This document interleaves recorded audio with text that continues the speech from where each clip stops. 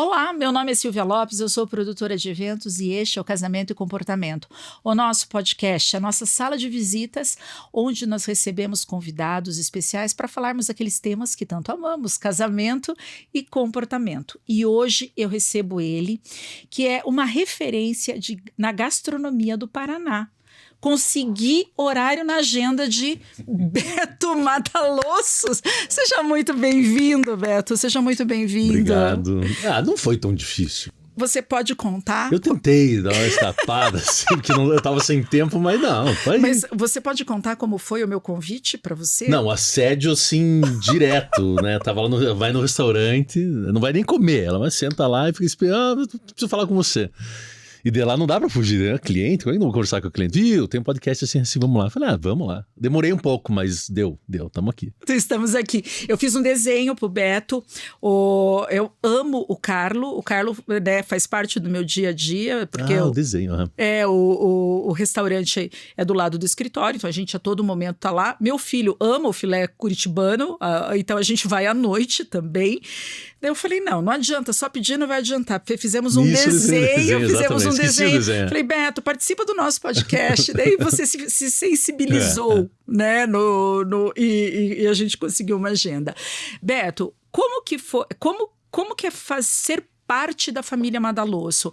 Você hoje, com a gastronomia, você foi jogado ali, você estava ali, ou essa vontade existia, ou tudo aconteceu junto? Como que é isso? Então, assim, eu acho que a história do filho, de quem nasce filho de dono de restaurante, é muito parecida sempre, assim, né? Então, a gente fala que começou cedo os negócios da família. Qualquer filho, de modo geral, assim, qualquer filho de dono de restaurante, ele acaba se envolvendo cedo porque o restaurante é uma extensão da nossa casa, assim que eu vejo. Né? Então, ele não é um negócio distante que não entra filho, sabe? Que não entra uma família. Você está recebendo pessoas, a tua família está participando disso o tempo todo. Está todo mundo envolvido com isso.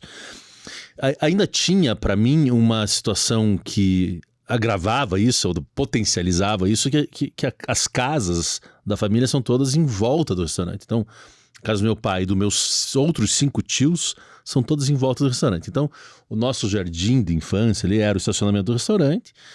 E quando a gente vê, a gente tá dentro do restaurante. E a vida se passa ali, dentro do restaurante. Então, repito, assim, porque muitas famílias são assim. Então, nos horários que as pessoas de vida normal, de um trabalho mais corriqueiro, digamos, sei lá, né? Um escritório de advocacia, ou um dentista, ou sei lá o quê.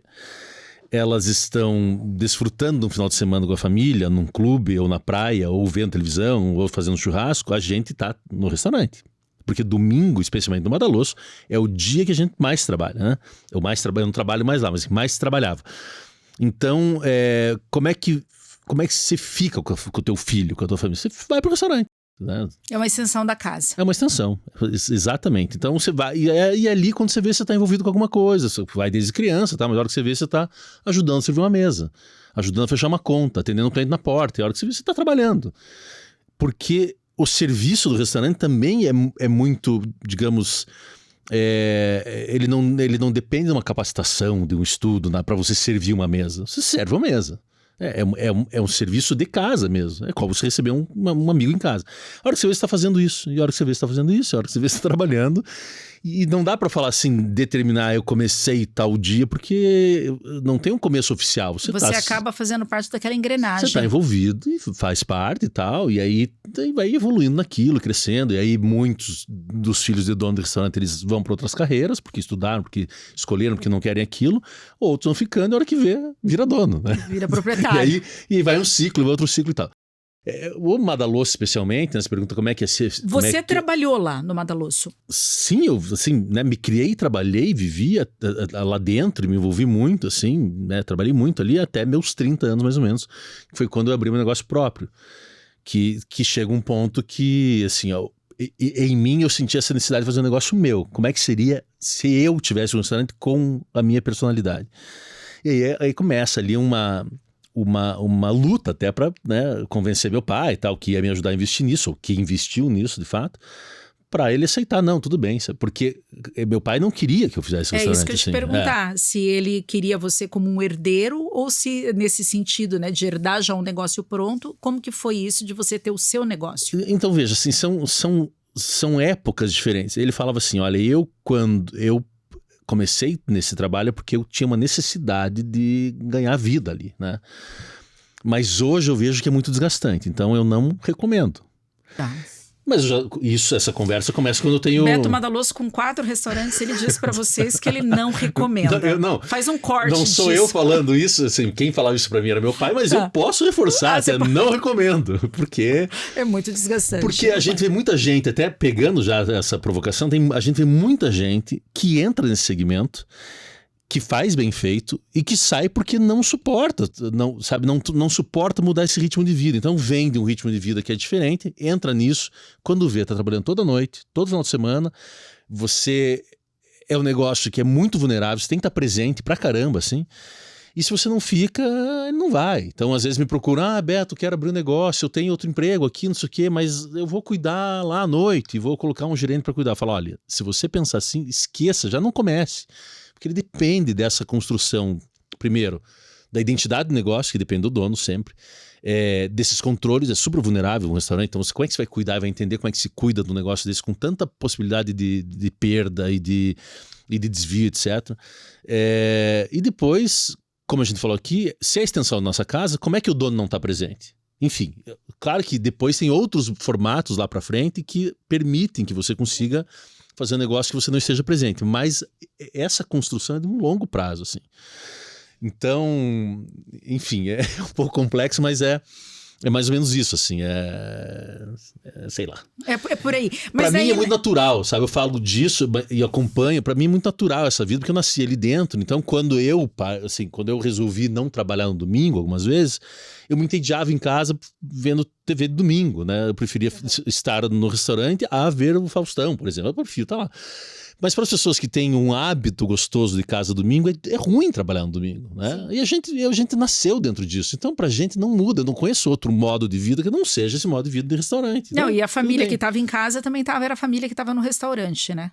E daí você também tem esse convívio, você tá ali e tal. Então, e recebendo outras famílias, ele é muito afetivo esse trabalho. Você recebe gente, você recebe abraço, você recebe boas conversas, tem crítica, tem essas coisas, mas assim, de modo geral, é um lugar que você acolhe pessoas e você também é abraçado por elas. Então, ele é esse lugar familiar, né? O restaurante. O restaurante é. Mas volta um pouquinho atrás, quando você resolveu abrir o seu... Qual foi o seu primeiro negócio? O primeiro foi em 2011, a Forneria Copacabana da Rua Itupava. Da Itupava. E você acabou tendo também uma experiência com casamentos e com eventos lá, né? Porque nós tivemos eventos, casamentos com vocês lá. Fazia evento lá, sim. Fazia lá. Fazia evento para 300 pessoas. Então a gente também tinha experiência, porque da minha família, né? É o Madaloso, que faz muito evento, o velho Madaloso, que faz alguns eventos. E o Fadanelli e o Mezzanotte, que é do meu pai. Então eu trabalhei anos no Mezzanotte, pegando evento, atendendo noiva, atendendo noivos para fechar evento, montando o cardápio do evento, atendendo a noite toda do evento, fechando o restaurante 4, 5 horas da manhã e levando os funcionários para casa no meu carro, porque não tinha ônibus. Assim. Então eu vivi esse negócio de evento bastante. E daí quando eu abri a Forneria Copacabana da Itupava, um lugar lindo, assim, tinha um espaço com um jardim, com uma piscina, não sei o que, as pessoas iam lá e falavam, eu quero casar aqui. E aí a gente começou a atender alguns casamentos nos dias, domingo na hora do almoço, que não abria domingo esse restaurante, a gente abria só segunda, sábado à noite e tal. E depois a gente migrou para fazer só evento. Depois que eu abri o segundo, a gente deixou aquele só para evento. Que hoje é o Carlo. Que hoje é o Carlo. Eu fiz essa loucura de mudar de nome durante a pandemia, mas ele era filial da Forneria Copacabana, chamava Forneria Copacabana. Chamava também, Forneria Copacabana. Quando você foi abrir o seu negócio, você teve resistência da família ou não? Ou, tipo, fluiu? Todos perceberam que era o momento de você ter algo próprio? Não. Foi? Não, de jeito nenhum. Imagina abrir restaurante, você tá louco? Ai. Não faça isso. Então, isso que eu estava te explicando. Assim, meu pai falou assim, eu tive essa necessidade, a gente acabou entrando nisso. Meu pai, muito novo, inaugurou lá, começou o velho Madaloso com a minha tia Flora e com o tio Ademar. E depois entrou o tio Seve e tal. Enfim, eram 3 irmãos ali, e mais o cunhado. E ele tinha 17 anos, minha tia tinha 22, 23, não sei. Ela ficava na cozinha e meu pai atendia no salão. E era isso, era uma casa de uma família, que eu acho que eles moravam em cima do salão do velho Madalosso e atendiam ali, assim, era... Não, enfim, moravam ali também, ou no Madalosso, ou são 2 terrenos de frente para o outro. E ele falou, cara, isso aqui é uma vida dedicada a isso, assim, é muito desgastante. Você pode fazer outra coisa, estude, sei lá, né? Vá trabalhar com outra coisa que você pode começar um negócio que tenha mais... O estudo é ótimo, né? Vai estudar é ótimo. Vai estudar. Eu não era um bom aluno, então eu acabei ficando nesse ramo. Mas assim, o meu irmão trabalha com o ramo imobiliário. Ele faz loteamento, não sei o quê, vende terreno e tal. E meu pai falava, cara, tá aí, é um negócio, veja a paz que ele tem na vida dele, as coisas, ele tem mais tempo livre, ele pode fazer, vai fazer isso. E eu não, depois que eu já estava, né, com 26, 27 anos, já tinha feito administração de empresas, curso de chefe de cozinha, já tinha feito estágios em gastronomia fora, tal. Eu falei, puta, eu não vou parar agora, eu preciso tentar ter um negócio próprio, eu quero ver isso acontecer, quero ter esse, sei lá, esse prazer, esse desafio, melhor dizendo. Desafio, acho que é uma boa E depois, palavra. se não der certo, né, se eu não nasci para isso, eu não acho que eu nasci para isso, mas acabou dando certo. Eu procuro outra coisa. E aí acabou que eu fiquei nisso. Tô aqui até hoje fazendo a mesma coisa. Abrindo restaurante. Abrindo restaurante. Os seus negócios, eles têm DNAs diferentes, né? Sim. Hoje cada um tem, ele tem um DNA muito específico. Como que foi essa transição do Forneria para o Carlo? O que aconteceu? Por que você mudou? Porque era um produto que funcionava. Não, assim, é tudo meio que longa história. Assim, porque assim, a primeira forneria vem com esse nome lá por uma série até de condições, assim, né? Eu já trabalhava na cozinha do Família Fadanelli, então, certo, e aí já aparecia alguma coisa na mídia, assim, né? Chefe de cozinha, não sei o quê, fiz o curso e tal, e minha família tem uma relação com a mídia curitibana, o nome Madalosso tem uma relação com a mídia curitibana, e eu tava ali. Quando eu fui abrir o primeiro, não tinha segurança de cozinheiro, assim, eu não era uma pessoa capacitada, eu tinha acabado de fazer um curso, eu tava ali, então, meu conhecimento era pífio, assim, não que seja muito maior hoje, mas assim... Quando eu fui abrir, eu pensei... Mas a comida é boa, tá, gente? Não, o pessoal lá faz bem feito, né? Eu garanto pra vocês que a comida é maravilhosa. A gente se esforça, mas assim... Então pintou essa casa, depois de muita procura, pintou essa casa, uma casa bonita, então a gente olhou para ela e falou, isso aqui tem cara tropical, sei lá, é uma casa modernista, arquitetura brasileira, tem jardim, não sei o quê... Copacabana, mas a gente vai colocar um forno a lenha aqui, eu trocando ideia com a minha mãe, um forno a lenha para tirar um pouco a pretensão de um restaurante de alta gastronomia, porque daí fica um negócio um pouco mais relax, um forno a lenha, sai pizza e tal, e eu fico menos nessa cobrança da expectativa do prato. Então a gente tinha pratos de cozinha e pratos de forno a lenha e era um restaurante mais descontraído um pouco, digamos. Ok, foi bem, isso aqui foi uma explosão, na verdade, foi incrível, assim. E logo depois, então a gente abriu em 2011, em 2014 eu abri a filial, eu tinha muita dúvida do nome. E abri a filial da Forneria Copacabana no Água Verde, embaixo de um prédio. Era outro restaurante, é outra cara, completamente diferente. Você tinha um espaço que era uma casa, tal, com jardim, e outro embaixo de um prédio de vidro, né? E ficou legal, o ambiente, tudo. Mas desde que eu abri a segunda, eu olhava para ele e falava, não é Forneria Copacabana. Eu fui percebendo, eu usei o mesmo nome, eu dividi um pouco minha clientela e ele não é igual ao outro. Então, quando vinha esse nome na cabeça, as pessoas já associavam à Forneria da Itupava, porque o outro era um restaurante mais convencional um pouco. E eu sempre tive isso. E aí eu já tinha sondado, já tinha pensado em mudar o nome. Vou mudar o nome, vou pensar em outro nome, isso aqui, porque né, eu tinha um nome antes de abrir, não usei, e daí eu falei, vou mudar o nome. E veio a pandemia. Eu falei, pô, é agora, o restaurante vazio, ninguém ia, a gente tava no delivery e tal. Eu falei, é a oportunidade que eu tenho agora, vou mudar o nome e tal. E ali escolhi Carlo. Eu tinha um monte de nome para escolher. Escolhi Carlos, porque meu nome é Carlos, o nome do meu pai é Carlos. Eu sou Carlos Roberto Madalosso Filho. Então eu falei, pô, é hora de aquela coisa de pandemia, família, aquela coisa, né, assim, a gente tava, acho que mais sensível, afetivo. Mais afetivos nós estávamos. E a ideia era fazer uma homenagem ao meu pai, aproveitar aquele momento e trazer uma culinária talvez um pouco mais, com uma identidade mais forte italiana, esse nome italiano, Carlo e tal. E quando eu comentei com meu pai, ele falou, que nome nada a ver esse nome. O pai também não tá ajudando, não era pra abrir que mudou Tinha o nome. esse nome. Ele também não quis, daí tá complicado. Pai, mas tudo bem. Então tinha o Carlos e na entrada do restaurante tinha o Carlito, que era uma brincadeira com eu e meu pai. Carlos e Carlito Café. Carlos Restaurante, Carlito Café.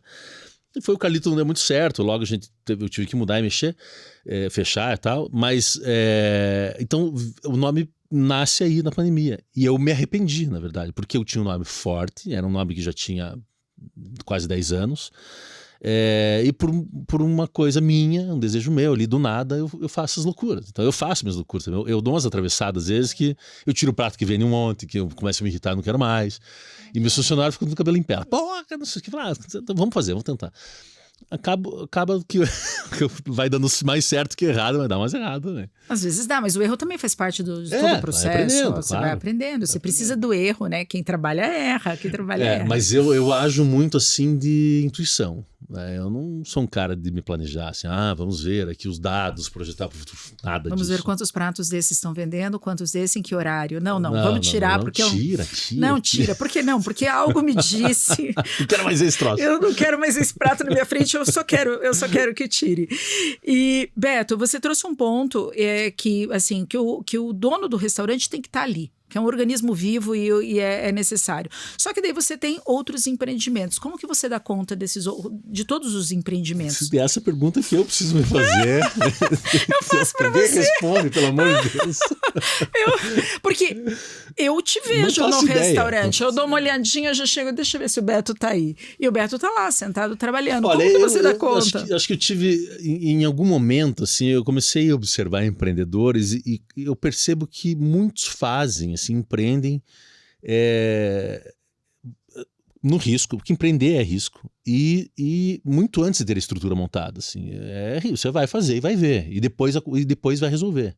Então eu noto, eu faço, depois eu vejo, eu faço, depois eu resolvo. Então eu entrei nessa, assim, eu faço, depois a gente vai dar um jeito. E depois vai contratar, vai ver, isso aqui vai se dedicar, a coisa vai levantar, vai ter uma identidade, vai criar um negócio e vamos fazer funcionar. Eu não acho que existe um caminho, assim, um caminho único para isso, assim. Talvez uma maneira que eu faça, mais pessoas façam, mas eu não acho que assim, são perfis, tem gente que planeja muito mais.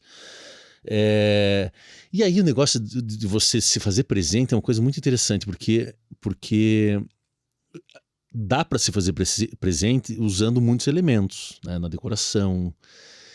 Você cria identidade do lugar, assim. De novo, se eu entro na tua casa, eu consigo te ver lá dentro sem você estar lá dentro. Porque aquela casa é tua, porque a cor do tapete, você fala, cara, essa casa aqui é da Silvia.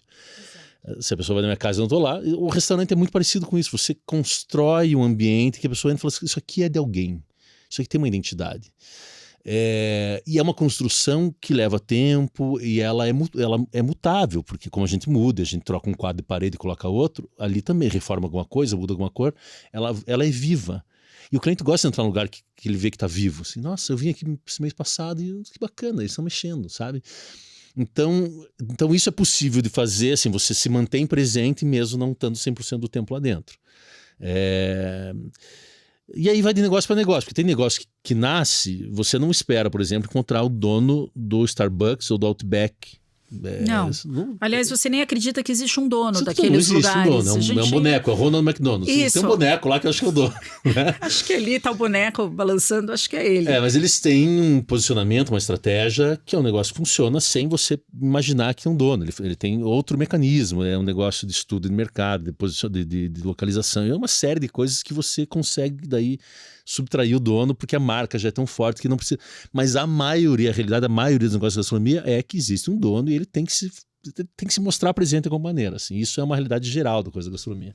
E isso traz coisas boas também, mas também traz desafios, né? Porque também você fica muito mais exposto à crítica, ou não? Muito mais, né? Assim, quem que manda mensagem pro Ronald McDonald reclamando? Você não, pro dono do McDonald's? Não tem, não, né? Pra você a gente vai lá, Beto, então isso, aconteceu tal coisa. Isso, pra mim no Instagram, meu pessoal direto chega. Não tanto assim, mas felizmente não tanto, mas chega. E chegam reclamações desse tamanho, chegam pequenas, chegam... E chegam elogios também. E muito elogio, claro, graças a Deus.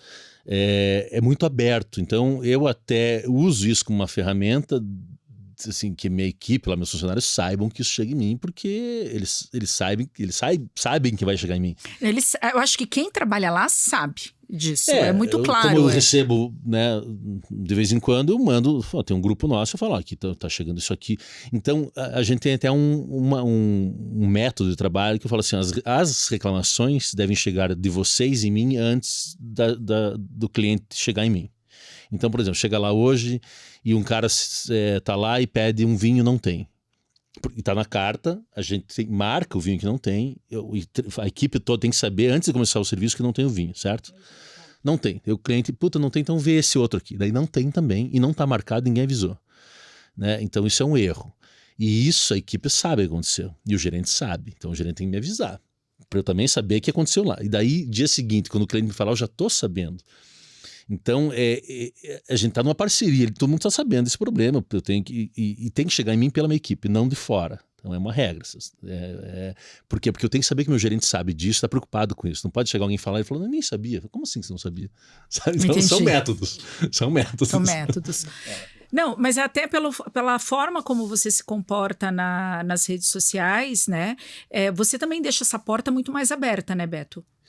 Então, até uma época eu fazia mais, assim, eu postava as reclamações, né? E eu faço isso há muito tempo, porque desde a reclamação em papel, eu tirava, porque a gente tinha opinário, um lugar, né, um papelzinho, a pessoa escreve e coloca numa urna. Na urna. Na urna. Eu acho isso muito legal, porque meu pai nunca tirou isso do Madaloso, e eu já tirei e agora tô querendo voltar a ter esse papel. Porque eu acho que também é uma maneira também da equipe ficar um pouco ligada, né? O cara tá escrevendo. Fica ligada, e assim, eu acho que a pessoa que digita é diferente da pessoa que escreve. E você tá ali, tá na hora, sabe? Você tá... É uma coisa on time, eu tô pondo, tá acontecendo algo. E eu acho que ele te encoraja mais a fazer uma reclamação quando você tá ali com o papel na hora antes de ir pra casa, porque depois, a passar, eu não vou fazer, você acaba não fazendo mais, né? Mas enfim, e eu tirava fotos das reclamações desses papeizinhos e ia postando. E por que eu fazia isso, né? Primeiro, para mostrar, olha, eu tenho um problema aqui também. E a gente tá aqui para resolver. É fato, eu tenho problema. Todo dia a gente tem problema. Todo mundo que trabalha tem problema, gente. Acontece. E notava também que quando eu postava, aquilo era potencializado se ele tá acontecendo há muito tempo. Então, às vezes, é uma reclamação que eu falava, putz, será que isso aqui é pontual ou tá acontecendo? E aí eu falo assim, aconteceu isso aqui hoje. E mais gente escreve, não, tá assim. E aí você fala, cara, esse problema aqui é desse tamanho, não é só isso aqui. E a gente precisa resolver isso aqui muito rápido, assim, sabe? Teve uma vez que eu comecei aqui, assim, a gente abria, agora não abre mais o Carlo no domingo no almoço. Uma época a gente abria e tal, ficava esse negócio, espaço kids ou não espaço kids. Eu tenho um mezanino lá, meio livre para fazer o que quiser, colocamos ou não. Mas não é um restaurante que tem a ver com kids, né? É um restaurante com uma cara noturna, luz baixa e tal. Puta, vou colocar espaço kids, aí vai mudar o perfil. E fiquei na dúvida, coloco ou não coloco esse negócio? E fiz uma enquete, né, no meu Instagram, perguntando aí, põe ou não põe? Tinha gente que reclamava que não tinha, tá? E daí a maioria, felizmente, não precisa investir, falou que não era pra colocar. Que não era, porque não tem nada. Quando eu vou aí, eu vou ser meus filhos, não quero ver filho. A gente não quer criança correndo lá no Carlo. Que não vão, podem ir, não, sim, podem mas ir, mas não é um lugar. Mas se observa o lugar, não é um lugar com cara de espaço kids. Não, né? não tem nada a ver com espaço kids.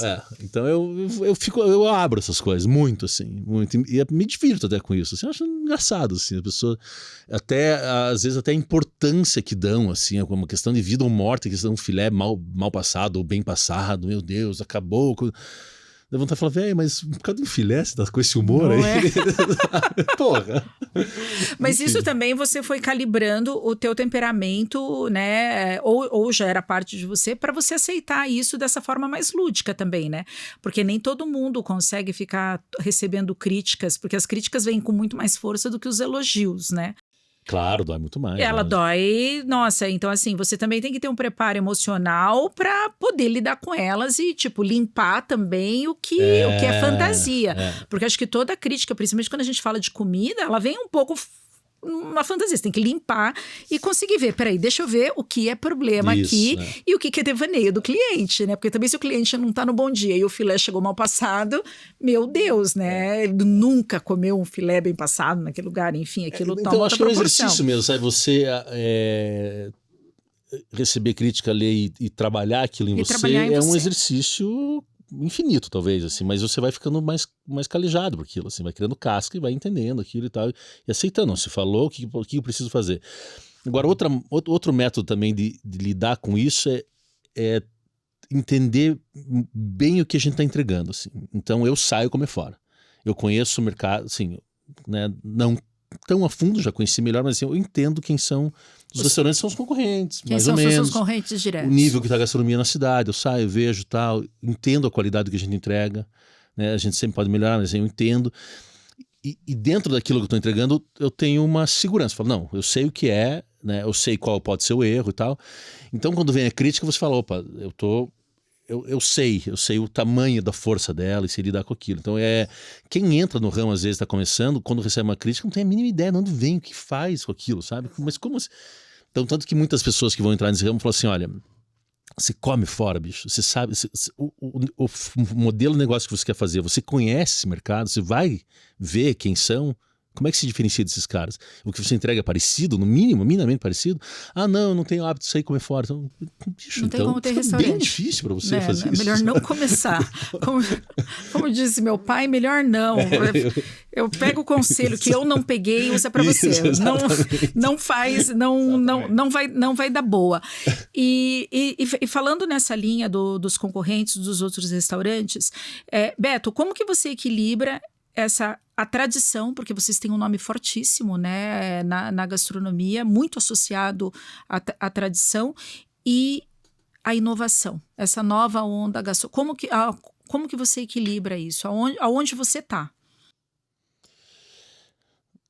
Assim, eu não sei, eu vi alguma coisa, alguém falando, não faz muito tempo, assim, que a tradição, ela é uma certa inovação, assim, porque não sei se essa resposta é muito boa, mas assim, o que eu busco hoje no meu... Eu acho que quando eu tinha menos conhecimento, eu queria inovar mais do que agora que eu tenho mais conhecimento e quero inovar muito menos. Porque tem muita, assim, tá tudo posto já, tudo, não dá para dizer assim, mas a gastronomia, ela tem uma... Tudo já existe e a gente está numa fase de releituras, talvez? Estamos fazendo releituras? Eu não sei, acho que talvez a gente... na verdade, sim, eu acho que tem chefes de cozinha e, sei lá, empresários que têm conhecimento suficiente, ousadia para criar coisas diferentes baseado nesse conhecimento e tal. Eu não me considero esse cara nesse ponto, talvez de criar negócio diferente, bacana e tal. Mas na gastronomia eu tenho tentado voltar cada vez mais para aquilo que é um clássico bem feito, assim. Então agora a gente acabou de abrir um bar junto com o Madá que chama Sbagliato, né? O Sbagliato é um coquetel italiano. E aí a gente pegou uns consultores e tal, daí o cara falou assim, olha, eu vou ensinar para vocês aqui, na consultoria eu vou dar uns 4 coquetéis autorais. E eu fiquei pensando, como assim autoral? Se ele faz, é autoral dele, não é autoral meu. Como é que eu pego um autoral de alguém, né? Para fazer comida ou bebida autoral, tem que ter muito conhecimento, porque você parte de um patamar de muito entendimento para você poder criar alguma coisa. Você não cria uma coisa, achei aqui em casa, misturei. Olha que bacana. Pode sair na sorte alguma coisa, mas não é uma coisa simples assim. Então, a proposta do bar é fazer coquetéis clássicos italianos. Receita clássica, senão ali não vai achar isso aqui. Não, é o que tem, né? O que tem na história dos livros aqui. A gastronomia é igual, assim, são receitas clássicas nos pratos, receitas clássicas italianas. Se eu entrego um macarrão bem feito com um excelente molho de ragu de carne lá, né? Tá bom? Assim, ele tem que ser muito bom, porque eu quero voltar a comer esse prato aqui, né? O famoso tagliolini à bolonhesa, né? Quase que um respeito a essa tradição. Então eu te respondo meio diverso, assim. Hoje eu tenho buscado mais tradição do que inovação, na verdade. Agora, se você olhar os meus espaços, assim, eles têm cara de inovadores. O Madá, talvez, fala um lugar diferentão, né? Assim. O Madá, até o próprio café, o Magrela. O Magrela, ele tem uma carinha dele. Assim, é um café baseado na ideia da bicicleta, porque eu pedalo muito e tal. Então... aliás, esses dias tinha uma cliente perguntando se você tinha feito algum circuito, que eu não sei qual é, porque eu não ando de bicicleta e não faço parte. Mas assim, ele já fez isso daí? Ele já fez esse circuito? Daí o garçom falou, acho que não. Eu falei assim, mas ele tem essa camiseta. Essa camiseta é só de quem fez esse circuito da bicicleta. Eu preciso descobrir o storytelling ao certo, mas a história, eu estava do lado e a tua cliente estava lá, questionando se você tinha feito e como que você tinha conseguido a camiseta. Tem umas camisetas do Tour de France lá, que eu não Tour fiz. de France, pronto, já foi isso. Ela pergunta dela, assim, nossa, mas ele já fez o Tour de France? Daí o garçom falou, não, eu não sei. Não, mas essa camiseta, só quem tem é quem fez o Tour. As camisetas são expostas lá, são as 4 camisetas do Tour de France. Foi exatamente. Isso que... E daí as fotos são de viagens que eu fiz. Já fiz umas 8 viagens de bicicleta. Então lá umas fotos de viagens aí. Você trazendo novamente a tua personalidade, a tua presença, justo. A tua presença pro tem café. Um cara aqui, ó, esse cara pedala. Ele cara pedala. E a conexão dela foi bem essa. Tanto que na hora que ela fez toda uma leitura porque com certeza ela pratica o esporte, ela sabia de onde era a camiseta e tudo mais, né? Então a gente percebe sim uma inovação, de repente, na comunicação dos restaurantes.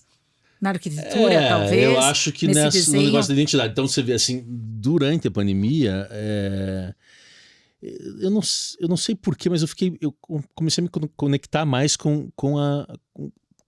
conectar um pouco mais, né, com a cultura brasileira, assim, né, com as músicas brasileiras, com os artistas brasileiros. Comecei a gostar mais de ver, ouvir eles falando e tal.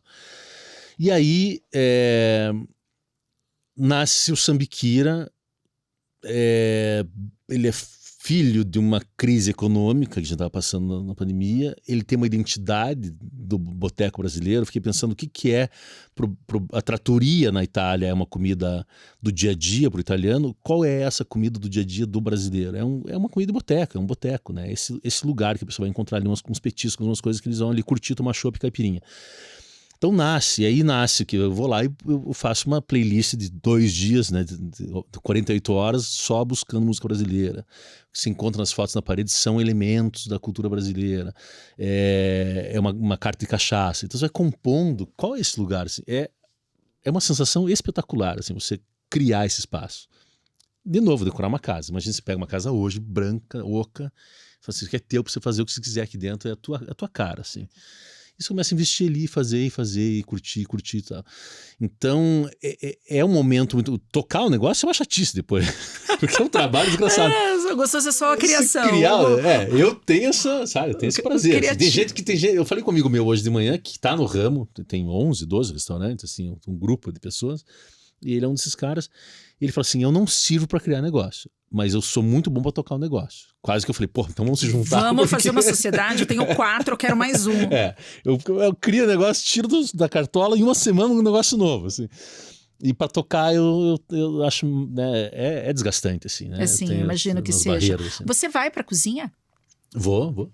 Chega, assim, já entrou na operação em algum momento na tua história? Já fiz mais, hoje menos. De ter que entrar, tipo... Quer ver, as 2 semanas estava num domingo à noite, não sei, sábado à noite e tal, e a equipe do Madado Ecoville lá trocou, e de repente a pessoa faltou e tal. E aí eu entrei na cozinha e falei, meu Deus, assim, tava um caos, né?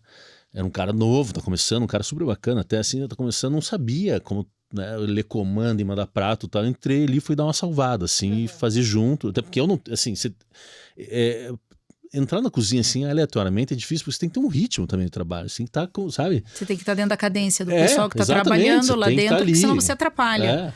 Eu falo, a cozinha é um coração ali, eles têm vida, não é assim só entrar na cozinha. Não, você não faz nada do além, você tem que saber outras coisas, tá? Você, onde é que tá isso? Vira uma atrapalhação total, assim, você não tem aquele ritmo mais e tal. Então eu entro, dei uma salvada ali, mas assim, eu sempre tô em volta, né? Tô ali olhando, saindo do prato, tô comentando isso aqui, podia ser... Porque eu sei o que a gente tá entregando, o que a gente faz, eu sei fazer. Se você precisar lá fazer, você sabe... Uma noção total do como é feito aquilo que a gente entrega. Então eu consigo opinar. Falo, não, isso aqui você não fez, ficou um pouco tempo no forno, isso aqui você colocou pouco caldo, esse risoto tinha que bater mais, essa massa tá quebradiça por causa disso, daquilo. Eu consigo falar com ele sobre o que a gente tá entregando. O produto que a gente faz eu conheço, então eu opino muito. Sou chato. Eu já vi o Beto bravo, gente. Mentira. Eu já, e foi A gente comigo. nunca acha que fica bravo. Mas você já ficou e foi comigo. Mas depois eu te conto. Nossa, nos bastidores, Maria. depois você não... Meu Deus. Essa não vai pro ar, de jeito nenhum. Um evento lá, talvez. Ele já tá lembrando. Ele já tá... Nossa, é verdade, não era você, cara. Era eu. Mas Uma ótimo. pessoa boa, porque foi foda e ela me chamou pra falar aqui. Eu não guardo mágoas. Beto, como que você vê o cenário hoje da gastronomia em Curitiba? Vieram muitos restaurantes novos, vieram chefes aí que estão com os nomes em evidência. Qual que é o teu olhar sobre esse cenário que a gente está vivendo hoje em Curitiba? Eu lembro quando eu era criança que a gente não tinha, né, essas possibilidades, era tudo muito igual, era tudo, né, muito Meu pai rígido. fala, era Santa Felicidade, depois tinha a Avenida das Torres com as carnes, daí tinha lá Mateus Leme com os peixes, e tal, era meio... Era polarizado no sentido da gastronomia, assim, né? E agora esse cenário tão rico, eu vou até me arriscar como leiga a falar tão rico quanto São Paulo, porque antes, quando você precisava ver algo novo, algo diferente, você tinha que ir para São Paulo, né? Que é onde estavam os grandes restaurantes. E hoje a gente faz bonito, não? Faz. Eu acho que a gente faz bonito. A gente não tem, eu acho que a gente não tem o mesmo volume de restaurantes que tem em São Paulo. Você vai ter lá restaurantes, sei lá, de altíssimo padrão, sei lá, 80, porque também é outra realidade de tamanho, 10, PIB, 12, tudo, sabe? Né? Só que em qualidade não perde. A técnica dominada pelos chefes que estão em São Paulo também são dominadas por alguns chefes de Curitiba. Isso tem, a gente tem isso. Mas, né, muito menor. E claro, assim, é natural do tamanho da cidade, né? Sim. Porque uma cidade comporta, outra não comporta. Se você vai para o interior vai ser menos, porque o mercado vai ficando mais enxuto e a tendência de um chefe que é muito bem informado é ir para uma cidade grande e aplicar esse trabalho lá, porque lá tem mais público e tem mais mercado. Eu acho ótimo, assim, né, tudo isso eleva. É legal pegar, tem o Bom Gourmet, que é uma revista de gastronomia de Curitiba, e ele tem essa premiação, né, anual. Se você pega, né, porque ele tem um histórico grande, né, assim, então você pega as primeiras revistas do Bom Gourmet e você olha o que era a gastronomia de Curitiba, é bem interessante, e você olha o que tem hoje, o nível técnico, né, comparando atual com o passado, vamos falar aí de, sei lá, 15 anos atrás, é muito diferente. O acesso à mercadoria importada é muito maior, os produtores locais fazem trabalhos mais profissionais, entregam melhor. Tudo foi desenvolvendo e vai desenvolver cada vez mais, né? Então é bacana, assim, essa difusão de conhecimento que os novos trazem, tudo é bem legal. Você tem um olhar positivo, que a tendência é só melhorar. Acho que especialmente para o cliente, né? Para quem tem negócio, talvez fique mais competitivo. Fica mais difícil. Fica mais difícil, mas ao mesmo tempo nos coloca numa situação também de buscar melhorar sempre. Assim. Eu acho que se fosse para acordar e fazer tudo de igual, não ia ter graça, né? Então, como é que a gente faz isso? Olha o que o cara tá fazendo lá, que bacana. Então, como é que a gente aplica aqui no nosso negócio essa técnica? Vai onde? A gente troca muito, né? Então, o buffet do Carlo, por exemplo, tinha uma época, teve uma chefe que trabalhou com a gente no almoço, lá que faz o buffet, que trabalhou em algum lugar e ela sabia fazer sushi. Então, volta e meia no almoço, tinha uma panela lá, um prato com sushi lá. E por mais que não seja um restaurante japonês, mas eu acho que na hora do almoço essas culturas gastronômicas elas se misturam muito, ainda mais num buffet. Então, legal, vamos fazer. E as pessoas gostavam. Ela foi embora, não teve mais. Daí esses dias tem uma chefe nova que é a Paulinha agora. A Paulinha, seria legal a gente voltar com aquilo, acho que era bacana e tal, né? Ah, mas não sei fazer. Não, mas peraí, nós vamos dar um jeito. E aí procurei um amigo meu, o Tiquinho lá do Sushi Art. Tiquinho, não posso mandar a Paulinha ficar uma semana com você para aprender umas técnicas? Não, manda aqui, não sei o que. Tá. Foi, aprendeu, agora faz lá 2, 3 vezes por semana, faz um pratão de sushi no buffet do almoço. Ou seja, a gente tem essa troca, né? A gente tem bom relacionamento com todo mundo aí, né? Não sei se todo mundo, mas assim, e consegue isso, passe aqui, vem, a gente fala. Então, é uma troca que vai se enriquecendo. Ele enriquece o meu negócio, né? E vice-versa, assim. Foi bem bacana. Sim, porque então, é uma troca. Bastante. Acontece muito. Você conversa com seus pares. Muito. Isso é muito importante, né? Aprender a conversar com os pares, né? Eu falo que isso é um grande desafio, né? Eu acho que é uma tradução de maturidade, né? Quando você fica grandinho, você sabe conversar com o teu concorrente. É que eu acho que quando a gente divide conhecimento, a gente fica mais aberto para novos conhecimentos. Se a gente não divide, a gente não abre espaço para novos conhecimentos, sabe? Então, porque não tem como ter a ida e a volta, né? O fato de você entregar aquilo, você está aberto. Você interrompe o movimento, né? Exato. Então, naturalmente, não vai dar certo. É uma lógica meio... né? Meio óbvia, Meio né? óbvio, Meio sim. óbvio. Mas precisa de maturidade, porque mesmo sendo óbvio, às vezes as pessoas não querem, né? Porque se sentem expostas, enfim, acho que vão levar tecnologia, envolve outras coisas mais. E Beto, você é muito conhecido na questão das redes sociais, né? De falar coisas, né? Que às vezes devem reverberar. Muito legal, e às vezes deve dar uma dorzinha de cabeça. Você já se arrependeu de alguma coisa que você colocou em rede social? Até porque rede social é terra de ninguém ainda. Diz. Cara, pergunta difícil, né? Porque eu fui muito atacado, assim. Porque eu me posiciono politicamente ali, né? Então fui muito atacado. Qualquer manifestação política, assim, por menor que seja, você coloca hoje em dia a foto da bandeira do Brasil, já é um posicionamento político. É um posicionamento, já tem que tomar cuidado. E aí você vai ser ali criticado em alguma coisa, tá? E eu vinha me manifestando bastante no governo passado, porque, enfim, Porque, antes de tudo, você é um cidadão. Você um tem esse direito. Por mais que você pague preços, você tem esse direito. Agora eu fico assim, né? O que eu vou falar? Porque o pessoal pode... vê meus vídeos e eles cortam, sabe? Esse negócio de cortar e ficar... a gente te mostra antes de cortar. Não você cortar. O pessoal assiste no vídeo, é verdade. cortam coisa que eu falo e fica montando coisa. E aquilo fica viralizando e tal. Isso. Então, mas assim, me posicionava e tal. Então é difícil falar assim, se arrepende. Eu falava o que eu sinto. Quando você fala o que você sente, que você pensa, que você acredita, você está sendo, primeiro, muito íntegro e fiel a você mesmo, né? Aquilo tem consequências, né? Mas hoje, olhando para trás, não sei, eu acho que apesar das dificuldades, assim, eu acho que esse sou eu, cara. Assim, como é que eu vou... Né? Não vou ser eu, sei lá. Como que eu vou ser outra pessoa? Como é que... Então... Mano, é difícil responder assim, se arrepende ou não. Não sei te falar. Acho que é cedo até para falar assim. É cedo, talvez olhando daqui mais um tempo. Se, por exemplo, assim, eu posto um negócio hoje e amanhã eu recebo uma enxurrada de ataque, eu vou falar assim, me arrependi de ter feito isso ontem. Mas se eu olho de uma perspectiva mais distante e falo, nossa, mas eu pensava aquilo, e assim, eu não tenho culpa se esse cara me odeia porque eu penso assim. É mais problema dele do que meu, assim, né? Eu não posso ser vítima desse tipo de gente só porque ele não gosta do que eu penso. Se eu olho dessa perspectiva, não me arrependo. Entende? Então, é uma coisa ruim de lidar no momento que acontece, mas quando você olha de longe, você fala, cara, isso aí sou eu. Assim, se tem um... eu não sei, vou fazer outra comparação, assim, sei lá, você mora no endereço X ali, que é mais vulnerável e tal, é um lugar que você gosta de morar e tal, mas... E você sofre ataque por aquilo, você se arrependeu de morar lá? Então, não sei se dá para comparar com isso, mas é difícil responder essa pergunta. Porque é você fazendo aquilo que você faz, sabe? É difícil. É que às vezes as pessoas também têm uma leitura, né, de que como você tem um negócio que vem pessoas e essas pessoas têm opiniões mais diversas, recomenda-se se preservar para evitar menos dor de cabeça. Mas a partir do momento também que você tem temperamento para lidar com elas, eu acho que a gente pode expor as nossas opiniões, porque nunca deixamos de ser. Antes de tudo, somos cidadãos. Dizem não, mas assim, então, não tem uma frase de alguém desses caras, assim, pensadores, tá, que fala assim, o que me preocupa não é o barulho dos ruins, mas é o silêncio dos bons. O silêncio dos bons. E quando eu leio isso, eu falo assim, pô, eu sou uma pessoa boa.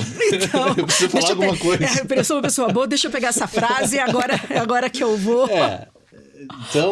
Mas você aguenta o tranco. Aguenta o peso tem depois. Aguentado, então aí com 4 empreendimentos, então o negócio está funcionando. Beto, a gente sempre encerra nosso bate-papo, a gente tem um meme interno no escritório, uma fala interna que é comporte-se. Porque a gente lida com pessoas, lida com eventos e as pessoas às vezes elas não se comportam. Ou muitas vezes se comportam até muito bem. Para a gente encerrar esse bate-papo e eu liberar a sua agenda, qual que seria o seu comporte-se? Que frase dentro do teu negócio, de repente acho que dentro do segmento de restaurantes mesmo, porque você é uma referência, entendo também que uma inspiração para muitos empresários, qual é o seu comporte-se?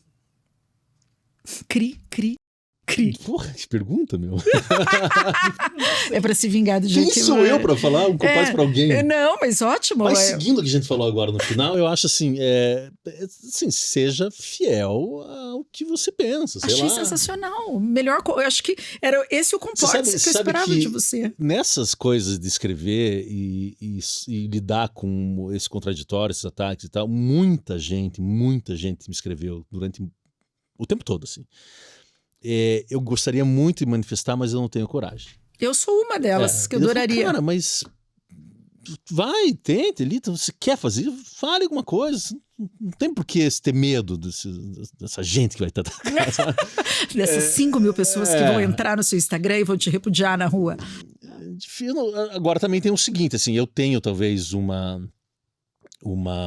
impulso maior, assim, tem pessoas que se controlam mais, tá? E tudo bem, né, viver com aquilo assim aqui na garganta, né? Eu não consigo muita coisa, então tô ali. Mas eu acho assim, seja fiel aos teus pensamentos, princípios e tal, e se livre, e seja feliz. E seja feliz, e comportem-se.